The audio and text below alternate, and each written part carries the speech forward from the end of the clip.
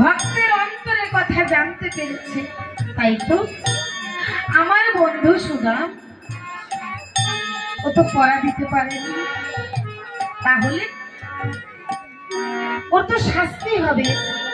আমি কেমন করে আমার বন্ধুর শাস্তি সহ্য করব? আজ আমিও পড়া দেব। শাস্তি যদি পেতে হয় আমাদের দুই বন্ধুর শাস্তি হবে।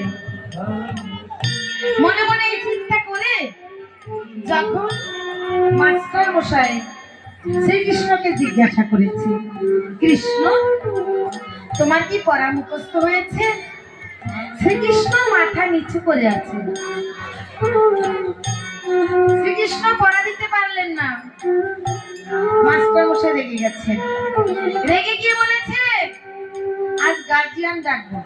গার্জিয়ান কল করে না, তাই গার্জিয়ান কল করবে। কাকে? গুরুমাকে।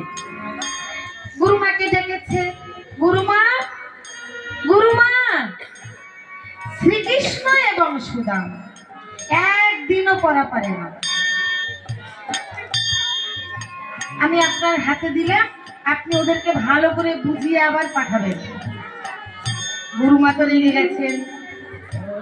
কি রোজ রোজ স্কুলে পাঠাই, স্কুলে না গিয়ে কোথায় যাচ্ছিস তোরা? মাস্টার মশাই যে বললো আমাকে তোরা নাকি স্কুলে আসিস না, আর তোরা পড়াও পারিস না।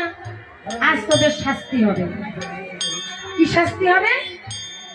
আজ তোদের দুইজনের কাউকে খেতে দেব না। খেতে তো দেবই না, আরেকটা বড় শাস্তি। সেটা হলো কি গুরুমা? তোমাদের দুইজনের বনে গিয়ে কাঠ কেটে মাথায় করে বোঝা নিয়ে আসতে হবে। কেমন? শ্রীকৃষ্ণ আর সুদাম মাথা নিচু করে আছে। তাই তো দুজনের চোখে চোখে ইশারা করছে, বন্ধু আজ আমাদের সেবা দেবে না। আবার কাঠ কেটে মাথায় করে বোঝা নিয়ে আসতে হবে। কি হবে? আমাদের যখন খিদে লাগবে আমরা কি সেবা করব? শ্রীকৃষ্ণ বলছে, সুদাম ভাবছো কেন?